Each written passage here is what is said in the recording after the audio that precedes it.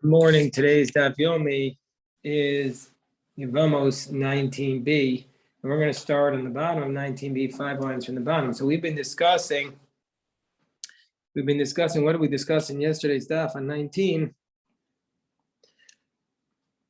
We discussed the idea that Rabbi Shimon argues with the Chachamim about a case of a brother who is a non-contemporaneous brother with the brother who died.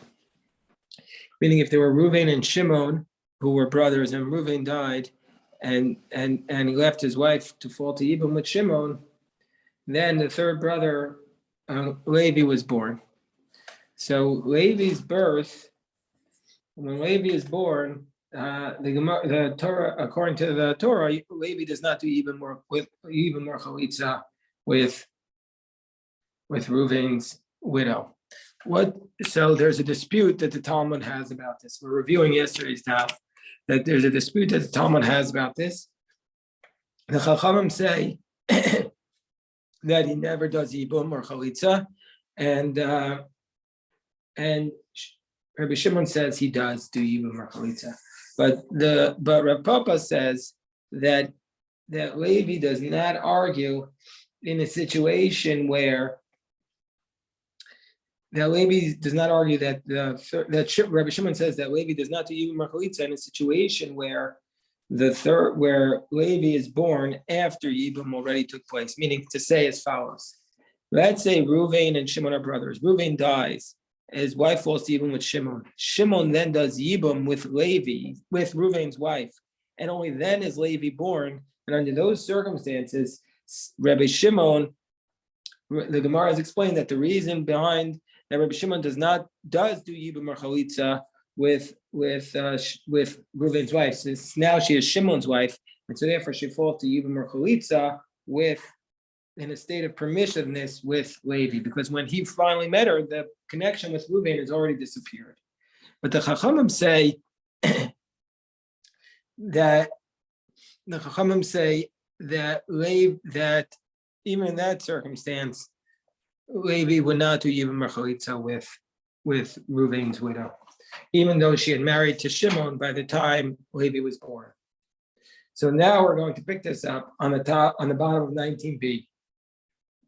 Yosef Menashe bar Zavid Kamei Rav Huna v'Yosef v'Kamar. My time with Rabbi Shimon. Today we're studying in the memory of Gray's brother Bobby, her mother Beverly, her grandmother Grace, and also in the memory of Yafa Sachs's father, and also in the memory. So that's what we're studying today in memory of. So what's the reasoning behind Rav Menashe bar Zvid says in front of Rav Huna, and he says, what's the reasoning for Rabbi Shimon? Why does Rabbi Shimon say that there's no Yibum in a case where Reuven's wife is first married by Shimon, and only then Levi is born? So the Gemara says, what do you mean? Kedamar Taima, we explain the reasoning. The reason is because when Levi was born, Reuven's widow was already in a permitted state to him because she had already married Shimon. She was never actually in this state of Yibum to him. So we have already explained it. So the Gemara says, okay, you're right. That wasn't our question. That wasn't what Rav Menashe's question was. Rav Menashe's question is, my time at the Rabbanon. What's the reason why the Rabbanon say even under those circumstances, there's no Yibum or Chalitza from Levi? So the Gemara says the reason is it's based upon a verse. It says he takes her as his wife and he does Yibum with her, which means Adayin Yibumim Harishonim Aleha. That means that it means that as long as they're there, the Yibumim Harishonim are still upon her. Meaning to say that that even though she is married, the Reuven's widow, let's call her Sarah, has married Shimon, her initial Yevamos, that she had this relationship with Reuven who died, that's still with her, even though she remarries. And Gemara says, well, if that's the case, what do you mean that she's still considered a Yevama even though she remarried?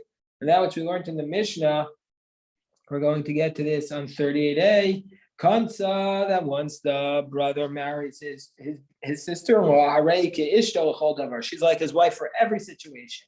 We're on the top of 28. It teaches us he can divorce her and remarry her because she's completely like his wife.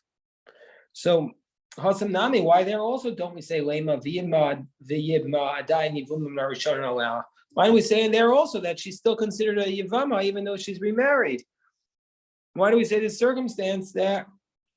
Why do we say there that she's his complete wife? Why do we say she's a Yevama? And so therefore, she should require chalitza if he wants to divorce her. And we don't say, and also he's allowed to remarry her. And we don't say that now he's done the mitzvah with her, he can't remarry her because now she's a prohibition of Eishasach. So the Gemara answers, V'tibaya chalitza. And why? And Gemara says, and she should require chalitza under that circumstance. So Gemara says, no, Shani Asam. No, that case is different. The reason why once she's married to the second brother, he can divorce her and remarry her is because the verse states, he takes her as his wife. Once he's married her, she's like his wife for every situation. Gemara says, well, if that's the case, let's say the same circumstance here. Gemara explains,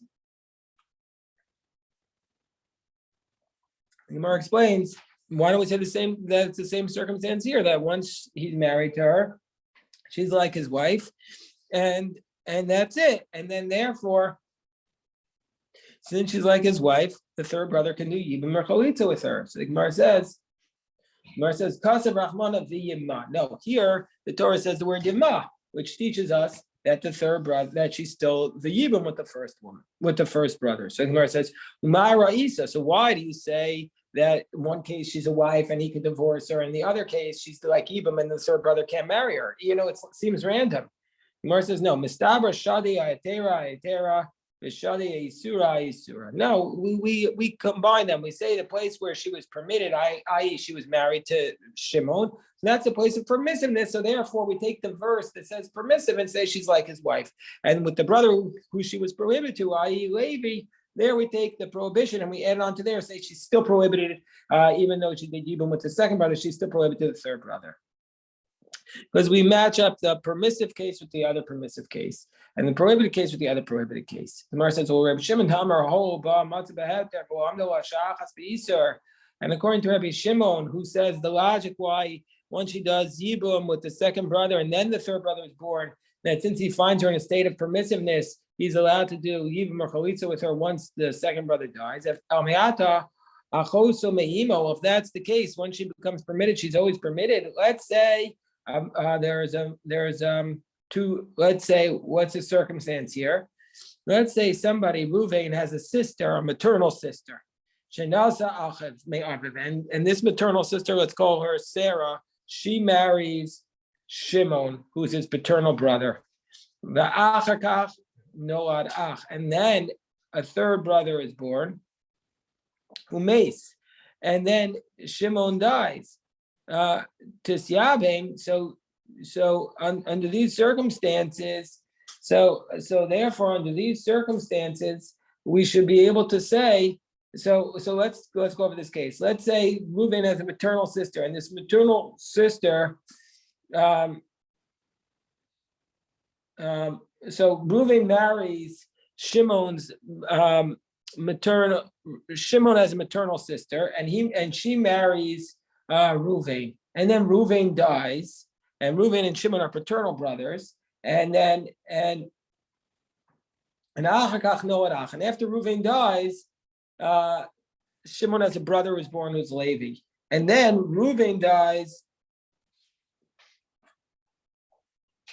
And then before Reuven dies, Levi is born, and then Reuven dies without any children. So we should say to Siabim that that Shimon should be allowed to do yibum with Sarah, even though Sarah is his maternal sister. Why? And the reason is when Shimon was born, she was already married to Ruvain and Vamatzah and so therefore she's in the state of Yibam with him. Why don't we apply that logic? Obviously, we're not going to say that. The Gemara says, well, of course we're not going to say that because Isser Achoso Lahechanazol, she's still prohibited him by being his sister. So of course he can't do Yibam with her. The Gemara says, well, Hachinami, Isser Achosh Lahayah Lahechanazol. So where did the prohibition of being the fact that he was the brother when she went, who was not alive with the first brother, where did that go? That prohibition is still there. And the Gemara says, yeah, there's a distinction. The maternal sister, there's never a case where it's permitted, and so therefore that prohibition never goes away. But the case of a brother, there are certain circumstances where you're allowed to marry your brother's wife, and that's exactly what this tractate is about. And so therefore, since it sometimes goes away, we're going to push it away in this case too. Did you have a question, Aviva? Yeah, I did. Is a maternal sister your mother's sister, or is it your sister from your mother? It's the latter. It's if you share a mother, but not a father. So that's just a maternal sister. Okay. Okay, good job. So now we're up to the Mishnah. The Mishnah says, now we're up to the next Mishnah. Oh, pass me Gemara. I forgot to bring my other Gemara. Okay, let me just hold on 1 second.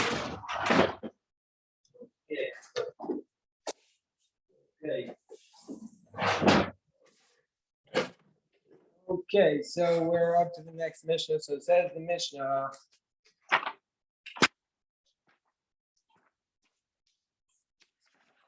So the Mishnah says, Klal Amru b'Yevama. We have a general rule about this concept of the Yevama, what's the general rule? Kol she Isser Erva. This is something we've been talking about for the last almost 3 weeks. Anything which, if there's a prohibition of an Erva, then, and meaning to say, let's say your brother married your daughter, so you're not allowed to marry your own daughter, obviously. Then lo choletzes lo Yevamos. Then you don't do chalitza or yibam with her, and she goes out automatically. She can marry anybody else. But let's say there's an Isser mitzvah or an Isser kedusha. Let's say there's a prohibition of a mitzvah, a prohibition of kedusha. Gemara is going to find what these terms are. Then choletzes lo Yevamos. Then she does chalitza with you and not yibam. Now Gemara is going to describe what that is. And then it says achosa shehi yevamasa. Let's say, what's this next case? Let's say that one woman falls to yibam with her sister, so she falls to yibam at the same time with her sister. Then choletzes omis yabemis. Then, under those circumstances, she does either chalitza or yibam, and again, the Gemara is going to discuss that case. The Gemara says, "What's Isser mitzvah? Shnios. These are secondary degrees of prohibited sexual relationships. Midivrei sofer, meaning they're rabbinically prohibited. They're not the primary cases listed. There are 21 cases listed in the Torah. These are not one of these 21 cases, but nevertheless, the rabbis prohibit them. Isser kedusha. Why did they prohibit them? That's what I was talking about. Why did the rabbis prohibit them? The rabbis felt, for whatever reason, that these cases should also be prohibited so that we don't violate the primary sources as well. And then Isser kedusha. What's a prohibition of Isser kedusha? This prohibition of holiness.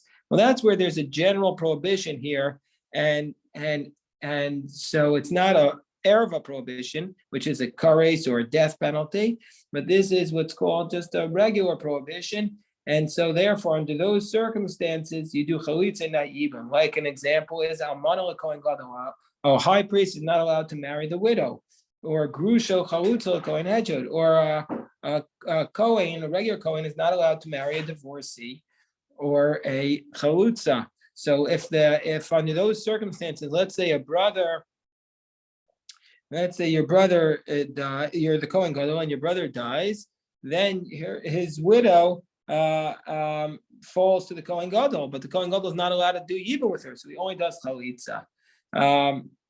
So that's an example. Or let's say your brother had married a divorced woman, and you're not allowed to marry her, so you do chalitza and not yibam. Let's say mamzeres or nesina liYisrael, or let's say that your brother was a mamzer. Your brother married a mamzer, and so therefore you're not allowed to marry such a woman, a mamzeres. So therefore you do only chalitza with her. Ubas Yisrael and Nasan and Mamzer, or let's say the person who wants to do Yibum is a Mamzer, so we only say do Chalitza and not Yibum. So the Gemara says, okay, anytime it says Klal in the Mishnah, it comes to include more cases than are the ones actually listed. Klal Asuye Mai, what's it coming to include? Amar from Bar Papa, Asuye Tsaras Ilonis. The Ilonis is this woman we've had discussion, like a woman who's not capable of ever having children, and it was clear that that was the case. So such a circumstance, she's considered to be like an erva. And so therefore, one who, if your brother is married to an Ilonis and your brother dies, then you don't do chalitza or yibum with her. Ukud Rav Asi, and this is like the position that Rav Asi taught. That this is like the position that Rav Asi taught. That Rav Asi says that the Ilonis never does yibum, and so therefore, she's prohibited to be with the original. With the other brother's wife. And some say, so whereas others say that when our Mishnah says the klal, it says what's it coming to include? Anyone who's the prohibition of an erva, that's where the co-wife is prohibited, but it's not coming to include the case of the Ilonis. Hello, Isur erva, but if it's not a prohibition of an erva, i.e. like the Ilonis, which is not a relative, then Sarasa lo asira. Then the co-wife is not going to be included. And what's it coming to include? Amarifrim Tsaras Ilonis, it's coming to exclude the co-wife of an Ilonis and not like Rav Asi. Okay, so now we said Achosa Shehi Yevamasa, that if the two sisters are Yevamos with each other, then they do Chalitza and not Yibum. Achosa Deman. So what are we talking about? Whose sister are we talking about? Ilema the Easter mitzvah. If you want to say it's a sister of somebody who is an Easter mitzvah, i.e. that what we're saying is that they're rabbinically prohibited. Well, if that's the case, since biblically speaking, they fall to him in Yibum. Well, if that's the case, given the Araisa Rami Kamei Paga Bachos. So given them in the Araisa Ramya Kamei, since biblically she is able to do Yibum. Paga Bachos Kukaso. If he does Yibum with the sister, then under those circumstances, how can he do Yibum with her? Because since he's doing Yibum with her sister, but the other sister is already before him, so it's like you're doing two zakukas. It's not allowed. So no, we're talking about cases where one of the sisters, there are two sisters, and one of the sisters is prohibited by erva, so you're not allowed to be with her. Let's say one of the sisters is. We had this circumstance before that if one of the people who falls before you is an erva, then the other sister automatically is going to become permitted. Let's say one of the sisters, let's say your mother-in-law. So then the other sister you could do yibum with. It's because that one is automatically disqualified from you. And the next case of the Mishnah was Isser mitzvah shnios. That Isser mitzvah, the shnios, the secondary erva, is not biblically prohibited. So why are they called mitzvah? Why are they called mitzvah? That the prohibition of a mitzvah, you say under those circumstances, you do that. What do we say? You do chalitza not yibum. What case are we talking about? So the Gemara says, "Amai karla Easter mitzvah." Why are they called Easter mitzvah? So the rabbi says Abaya, because mitzvah l'shma divrei chacham. It's a mitzvah to listen to the words of the rabbis. That's why these rabbinic prohibitions of erva are called Easter mitzvah. Easter Kedusha. What's Easter Kedusha? That's Amana l'Kohen Gadol, Grusha v'Chalutza l'Kohen Hedron. Our Mishnah said that this refers to a widow who falls before a Kohen Gadol, or a woman who's divorced who falls before a regular Kohen. So why is it called Easter Kedusha? Kedusha means holiness. Am I Karlu Easter Kedusha? Because the Gemara explains the Chsiv Kedoshim Yiyu Elohim. It says you shall be holy to, they shall be holy to their gods.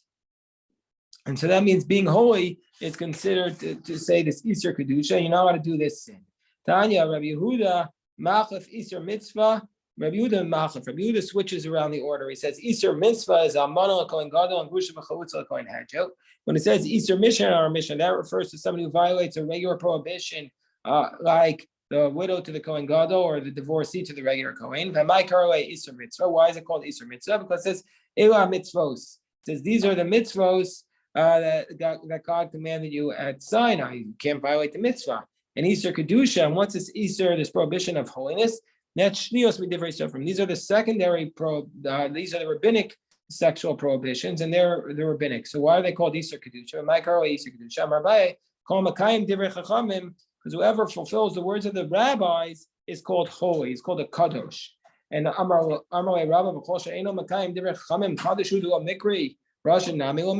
doesn't fulfill the words of the rabbis, he's not called holy, but isn't he also called wicked? Meaning to say, it's not enough to say he's not called holy. He's also called wicked. Why is it called Isur Kedusha? Because it means Kadesh atzmecha b'mutar lecha. Kadesh means not only holy, but it means separate. Separate yourself from what's biblically permitted to you, and that's why you're not allowed to be with these. That's why it's called Isur Kedoshim. If this is a rabbinic prohibition of sexuality. So if the almana marries the Kohen Gadol, we said if the widow falls to the Kohen Gadol in Yibum, we say that under those circumstances they do chalitza, not Yibum. So the Gemara says kapasik fatani. The Mishnah gives a psak. It gives a ruling, like a clear ruling. Lo shlam and anisun, lo shlam and erusin. There are two parts to the Jewish marriage. There's the erusin, which is just a formal betrothal, where let's say they give a ring and they commit that they're going to get married. It would need a divorce to separate it, but they have not actually consummated the marriage yet. They don't live together. So it doesn't matter if this case happens from the nisuin, which is the full marriage, or from the erusin, from the partial marriage, that still under those circumstances, she's going to be considered a widow, and the Kohen Gadol cannot do yibum with her only chalitza. And I understand why if she falls before the Kohen Gadol to yibum from a case where she was fully married, I understand why he doesn't do yibum with her, because there's an asay and a los asay. There's a positive commandment and a negative reason why he's not allowed to be with her. What's the positive commandment and the negative commandment? There's an asay and a los asay. So because first of all, the los asay, it says Kohen Gadol is not allowed to be with the widow, and the positive commandment is he's supposed to marry a virgin. That's what Rashi says. Isha b'psulah yikach. And so I understand, and we're not going to say that the positive commandment of doing yibum will override the negative commandment and the positive commandment. A positive commandment of doing yibum cannot override the negative and the positive commandment that's against this in this case. But if it's just the case of the first part of the marriage, means say she's still a virgin. So if that's the case, there's just a regular prohibition to say that you're not allowed to marry a widow. That Kohen Gadol cannot marry a widow, so she's still a widow. So Yevamos say the positive commandment of Yibum should come, should override the negative commandment of marrying a widow, but because she's still a virgin. So Amar Gido Amarav Amar Kra v'alsa Yevamaso hasha'ara. No, because there's another verse, and the other verse states, the Yevama shall come up. Then she shall come up to the gate for chalitza. She'ein tamalomer yivimto. It wasn't necessary to say v'alsa. Excuse me. It wasn't necessary to say v'alsa yivimto ashara. It wasn't necessary. So ma tamalomer yivimto. So why does it say the word yivimto here? To teach us yesh l'cha yivama achas sholel chalitza ve'eno el yibam. So to teach us, says Rav, that there's one case in where she's only able to do chalitza and not yibum. And what is this? And that if the person, the brother, is prohibited to be with her, not from a erva, not from a sexual prohibition, but from a different category of prohibitions, then he's only allowed to do chalitza with her and not yibum. Gemara says ve'ema chayve krisis, but maybe it means to say that even if the woman is prohibited to him by kares, well, let's say your mother falls to you for yibam, then even there also you do chalitza, not yibam. Amarkra im lo yachbotza ish lakacha, meaning to say if the man, when does yibam apply? When does chalitza apply? She has to say in a situation where the man does not want to take her as a wife. Hachafetz means that if he wanted to miyabim, he could. which means the general principle called Oel Yibum, Oel Chalitza. Whoever falls to Yibum falls to Chalitza. So that in order to do Chalitza, you have to be able to do Yibum. In order to do Yibum, you have to be able to do Chalitza. But in this case, this is the only exception of the regular prohibition. There we say you do Chalitza and not Yibum. So the Gemara says, but why? Also by a regular prohibition, you shouldn't, since you can't do Yibum, you shouldn't be able to do Chalitza either. So the Gemara says, well, that's the reason why it says Yevimto. How Rabbi Rachmani Yevimto. That's the reason why it says Yevimto, to teach us that he does Chalitza with her and not Yibum. The Gemara says, Amara Isa. Well, why do we say that he does Chalitza? Why do we say that in the case of a regular prohibition you do Chalitza? Maybe it means in the case of Kares, you do Chalitza. So the Gemara says, well, we're on top of 20b. Mistabra Chayve Lav and Tavsebu Kedushin. No, we're going to say that this is the approach because if you're prohibited to somebody, let's say an almana, a widow she's prohibited to a Kohen Gadol, to the high priest. Let's say the Kohen Gadol comes in and says, I marry you, I want to marry you, and she accepts it. Well, the marriage will be valid there, but if he would do that with his mother, the marriage would not be valid. So therefore, by the Chayve Lavin, it's logical to say that that's what's being added on, that we do Chalitza in that case, even though we can't do Yibum. So basically, so far, what have we said? We've said that this woman who if there's a biblical prohibition to be with her, to marry her, i.e., she's a mamzeres, or a widow to a Kohen Gadol, or a divorcee to a Kohen, that if she falls to Yibum with the brother, and the brother's not allowed to marry her, he can't do Yibum, but he has to do Chalitza. Mar challenges this idea. Masav Rava challenges this idea. Easter mitzvah, Easter kedusha. Let's say there's a prohibition of a mitzvah or a kedusha, i.e., the biblical prohibitions or the rabbinic ervas bala, and then he either did yibum with her, or he slept with her, he consummated with her, or chalatz, or he did chalitza with her. So then the co-wife is going to be exempt. So the Gemara says, but wait, if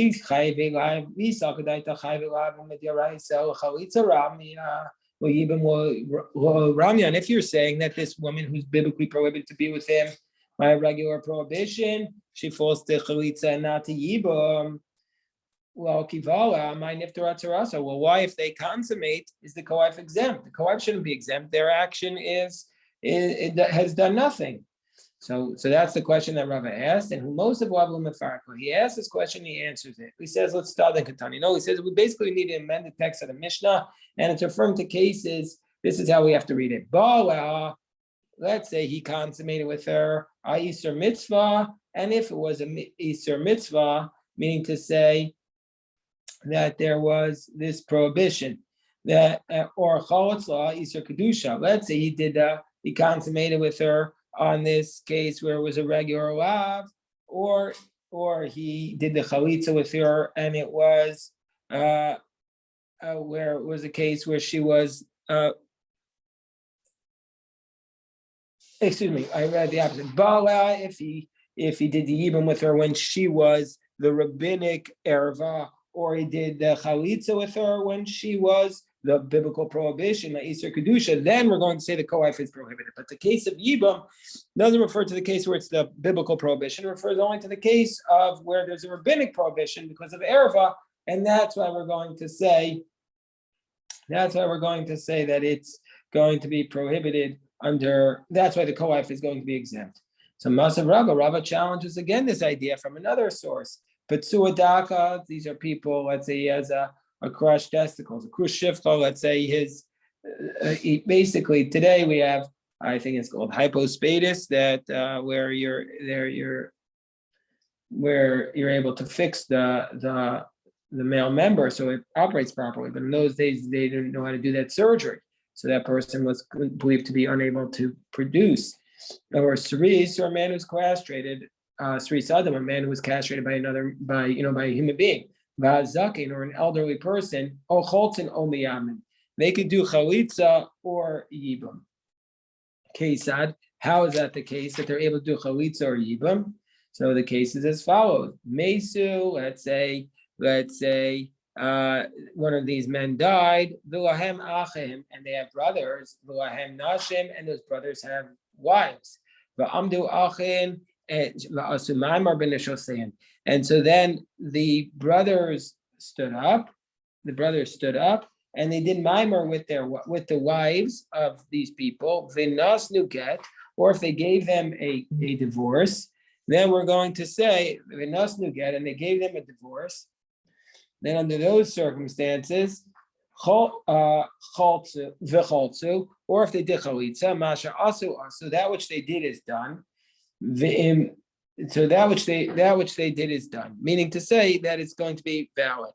So basically, what have they done? Let's just summarize what they've done. So we have these men who were not supposed to be married, but then they died, and their other brothers woke up after they died, and they did with them mama or their wives, or they gave them a get, or they did chalitza. It's valid. The imbalu, and if they actually did yibum with them, meaning to say, then kanu, then it's valid acquisition. The aser lekaiman, but what do they have to do? Since these men who did this yibum, since they're sterile, they're not allowed to stay with these women, so they have to divorce them. Mishum shenemar, because it states lo yavo pitzua daka, that this person with the crushed testicles is not allowed to marry a Jewish woman. And if you're going to be of the position that if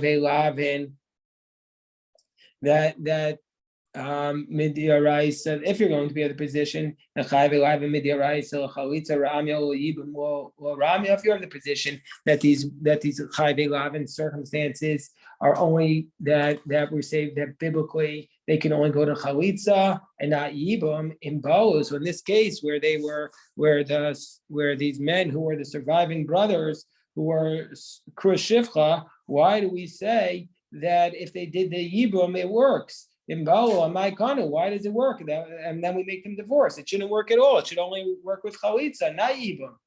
So therefore, for this reason, this is deemed to be an effective question. So therefore, Rava says the following. Rava says, okay, we have to amend what Rav said.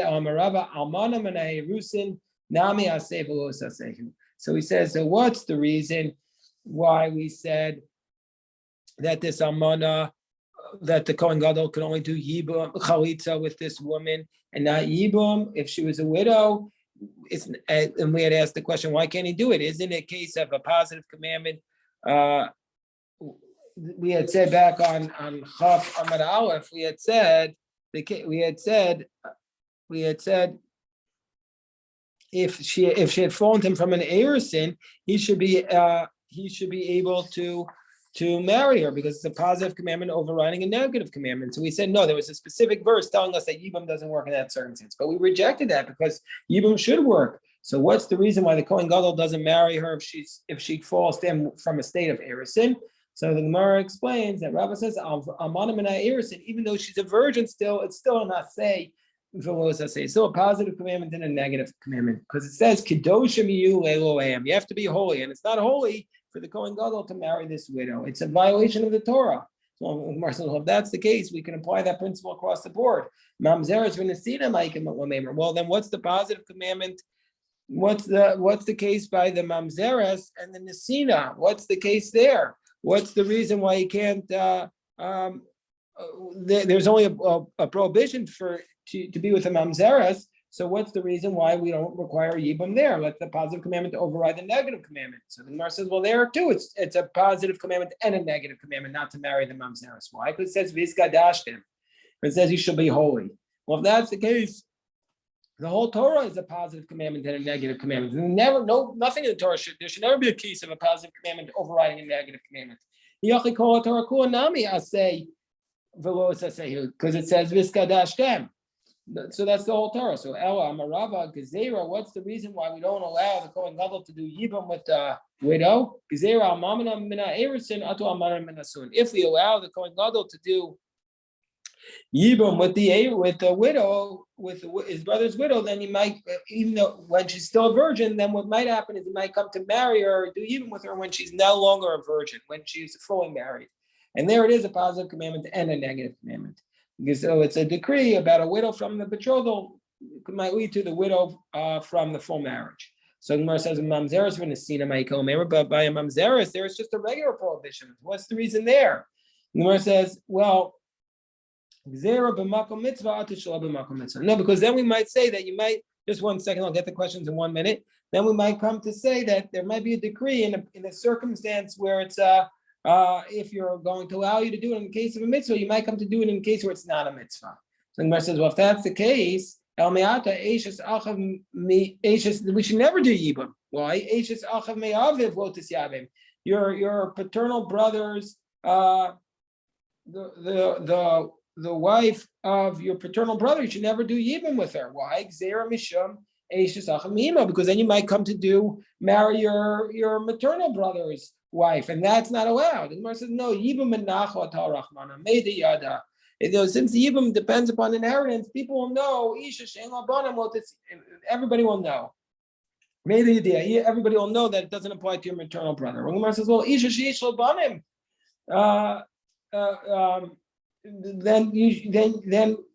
then we have no next case. We should never do yibum with a woman who has no children, because why?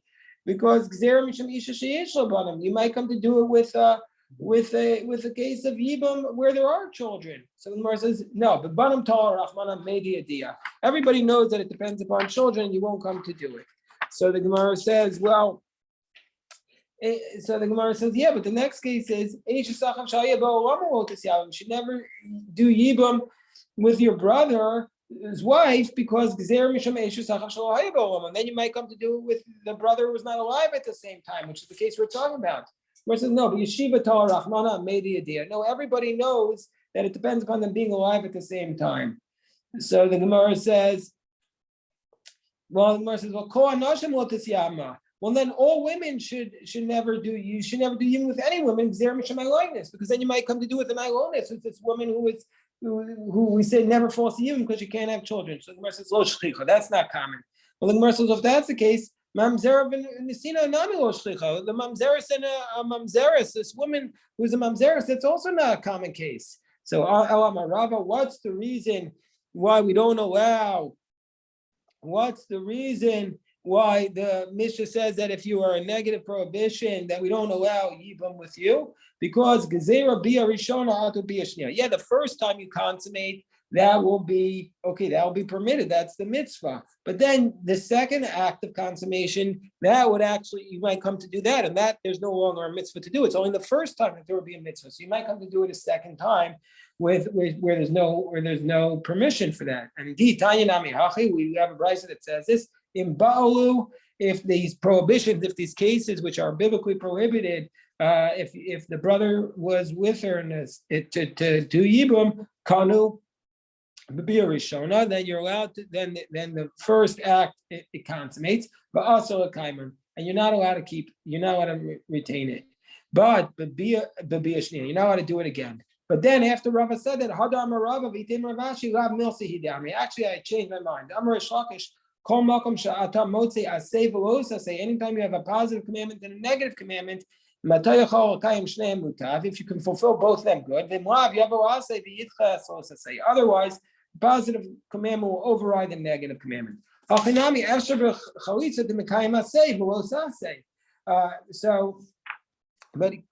here too, you since you have chalitza, you can fulfill the positive commandment of doing chalitza.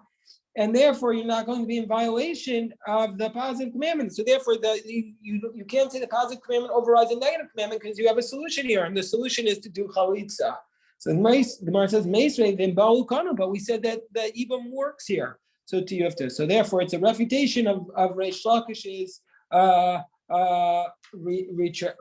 It's a refutation of Rava's retraction.